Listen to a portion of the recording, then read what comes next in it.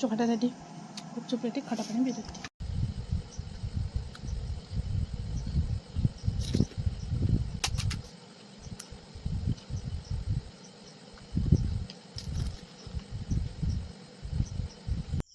ନାରୀ ଜୀବନର କାହାଣୀ। ନାରୀ ଯିଏ ମା, କାହାର ଭଉଣୀ, କାହାର ସ୍ତ୍ରୀ, କାହାର ଝିଅ। ଗୋଟେ ଝିଅ ପାଇଁ ବିବାହ କେବଳ ଏକ ସାମାଜିକ ବନ୍ଧନ ନୁହେଁ, ବରଂ ଏହା ଏକ ପୁନର୍ଜନ୍ମ। ନିଜ ବାପ ଘରର ଲାଳନ ପାଳନ, ସ୍ୱପ୍ନ ଏବଂ କ୍ୟାରିୟର ପଛରେ ପକାଇ ସେ ଏକ ଅଜଣା ପରିବେଶକୁ ଆପଣେଇ ନେଇଥାଏ। ନାରୀ ଜୀବନର କାହାଣୀ। ଯେଉଁ ଝିଅ ବାପ ଘରେ ଲେଟ୍ରେ ଉଠେ, ସେଇ ଝିଅ ଶାଶୁ ଘରେ ପହଞ୍ଚିଲା ପରେ ସମସ୍ତଙ୍କ ସୁଖ ପାଇଁ ନିଜ ସ୍ୱାର୍ଥକୁ ବଳି ଦେଇଥାଏ। ପରିବାରର ସମସ୍ତେ ଖାଇସାରିଲା ପରେ ସେ ଖାଇଥାଏ। ଯେଉଁ ଝିଅ ବାପ ଘରେ ଫାଷ୍ଟ ଖାଇଥାଏ, ସେ ଝିଅ ଶାଶୁ ଘରେ ସମସ୍ତେ ଖାଇସାରିଲା ପରେ ସେ ଖାଇଥାଏ।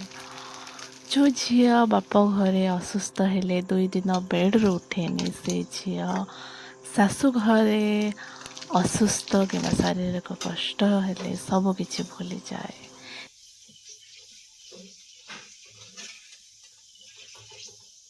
ନାରୀ ଜୀବନର କାହାଣୀ। ପରିବାରର ଖୁସି ପାଇଁ ସେ କେତେ ଯେ କଷ୍ଟ ସହି ନିଜ ସନ୍ତାନକୁ ଜନ୍ମ ଦେଇଥାଏ, ତାହା କେବଳ ସେ ନାରୀ ହିଁ ଜାଣିଥାଏ। କିନ୍ତୁ ଜୀବନରେ ଏତେ ସବୁ କଷ୍ଟ ଭିତରେ ସେ କେବଳ ଗୋଟେ ଜିନିଷ ଚାହିଁଥାଏ, ତା ଜୀବନର ସାଥୀ ସାଥ। ଦୁଃଖ କଷ୍ଟରେ ତା ଜୀବନ ସାଥୀ ତାକୁ ସାଥ ଦେଉଥିବ, ଏମିତି ଗୋଟେ ଜୀବନ ସାଥୀଟେ ଖୋଜିଥାଏ। ଯେଉଁ ମଣିଷର ହାତ ଧରି ସେ ଶାଶୁ ଘରକୁ ଯାଇଥାଏ, ଗୋଟେ ନାରୀ ଚାହିଁଥାଏ ତା ଜୀବନ ସାଥୀ ଯଦି ତାର ସୁଖ ଦୁଃଖ ସାଥୀ ହୋଇ ରହେ, ତେବେ ସେଇ ଝିଅ ତାର ସବୁ କଷ୍ଟ ଭୁଲିଯାଏ ଏବଂ ନୂଆ ଘରକୁ ତା ନିଜର ସ୍ୱର୍ଗ ବୋଲି ଭାବି ଦେଇଥାଏ। ନାରୀ ଜୀବନର କାହାଣୀ।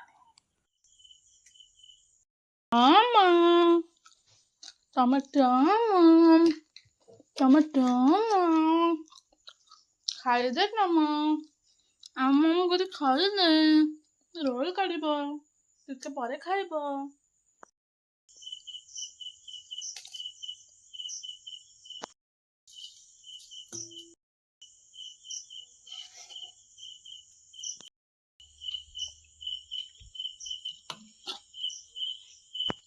ପଡ଼ିଛି ହେଇ ଦିଟା, ତୁ ଖାଉନୁ, ମୁଁ ଅନେଇବ କହୁଛୁ। ଖାଇଲା ଗଡ଼ି ଯାଉଛି ତାର, ଖାଉନଥିଲା ଖାଇଲା, ଦେଖିଲା ମାମା ଦିଦି କଣ ଆଣିଲାଣି, ମାମା ଦିଦି ଖାଇବ, ମୁଁ ନ ଖାଇଲେ ଗଲା ଆଉ। ପୁଚକା ଆମର ଖାଇବା ଷ୍ଟାର୍ଟ କରିଦେଲା।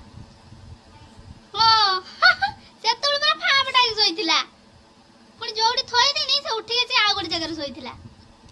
ପୁଚକା।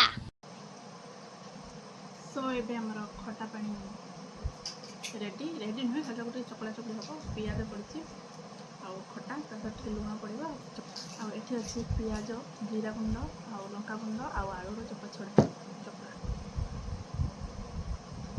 ମୁଁ କଂସାରେ କାହିଁ କରିଛି ଜାଣିଛ?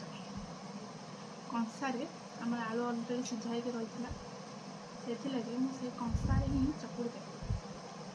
ତାପରେ ମୁଁ ଆପଣମାନଙ୍କୁ ସଜାଡ଼ିକି ଦେଖେଇବି, ବୁଝିପାରିଲେ? ଏଇଟା ତ ସବୁଦିନିଆ କଥା, ସମସ୍ତେ ଏମିତି କରନ୍ତି, ତ ଦେଖେଇବାକୁ ତ ସମସ୍ତେ ସଜେଇକି ଦେଖାନ୍ତି, କିନ୍ତୁ ପ୍ରକୃତରେ ଏମିତି ହିଁ କରନ୍ତି। ଏତେ ସୁନ୍ଦର ବାସୁଛି, ଜିରା ଗୁଣ୍ଡ ଲଙ୍କା ଗୁଣ୍ଡ ଯେହେତୁ ପଡ଼ିଛି, କହିବାକୁ ବହୁତ ସୁନ୍ଦର ବାସୁଛି।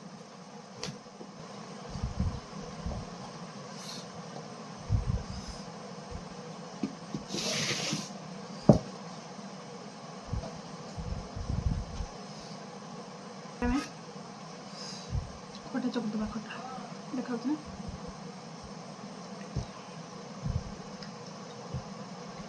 ତ ଏବେ ଆମର ଗୁପଚୁପ୍ ଆସିଗଲା, ଚୋଖା ଆସିଗଲା, ଖଟା ପାଣି ବି ଆସିଗଲା।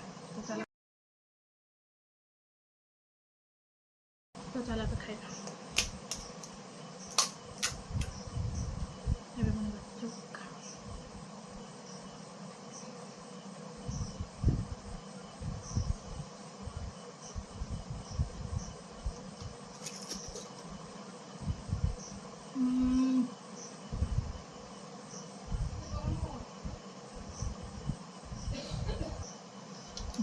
ଇଚ୍ଛା ଗୁପଚୁପ୍ ଖାଇବା।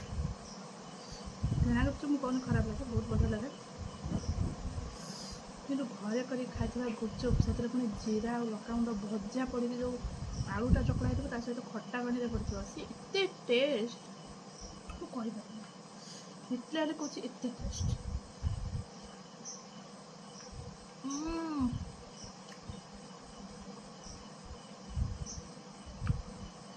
ମୋ ପାଇଁ ଠିକ୍ ଅଛି।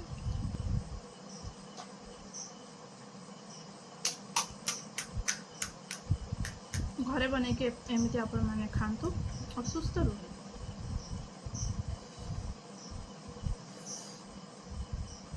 ଏତେ ଟେଷ୍ଟ, ବିଶ୍ୱାସ କରନ୍ତୁ, କେବଳ ଜିରା ଆଉ ଲଙ୍କାଗୁଣ୍ଡ ପଡ଼ିଛି ବୋଲି, ମାନେ ଧାରଣା ବାହାର କହିପାରିବିନି।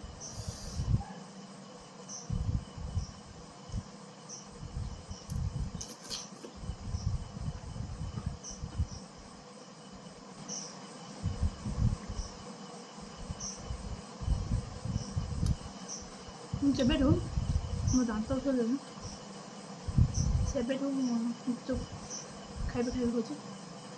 ଫାଇନାଲି ଆଜି ମୁଁ ଖାଇଦେଲି, ଆଉ ଆପଣମାନଙ୍କୁ ବି ବନେଇକି ଦେଖେଇବି। ଆପଣମାନେ ବି ଏମିତି ବନାନ୍ତୁ, ଘରେ ଖାଆନ୍ତୁ ଗୁପଚୁପ୍। ବାଏ।